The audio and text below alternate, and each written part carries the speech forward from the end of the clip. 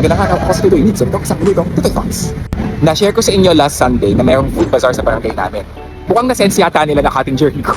Kaya ayun ngayon naman, fiesta na. Isa pa naman sa habits na inilagay ko sa habit tracker ko, ang mag-steps every Saturday and Sunday dito sa barangay namin. Paano ako mag-steps ngayon, Kung ang dadaanan ko ay puro pagkain. Ano to? Food crawl? Napansin ko, cash payment lang ang tinatanggap nila. Jurassic, Bawal ang QR code. Mukhang mas matanda pa sila sa tuhod ko. Di sabi nga dun sa lesson 1, week 1 ni Coach Cho, mag-adjust tayo. Anong ginawa ko?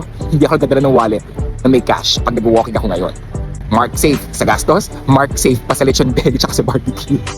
Diyan ko na-appreciate ang magic ng habit tracker. Hindi lang siya checklist. Binibigyan ako neto ng structure para hindi ako madala sa emotions. Kasi minsan, ang cravings malakas. Pero dapat mas malakas ang goals. When priorities are clear, decisions are easily made. O ikaw, anong bagong habits ang nilagay mo sa habit tracker ngayong season 10? Share mo naman sa comment below. Dito muna ako. Time's up. Bye-bye!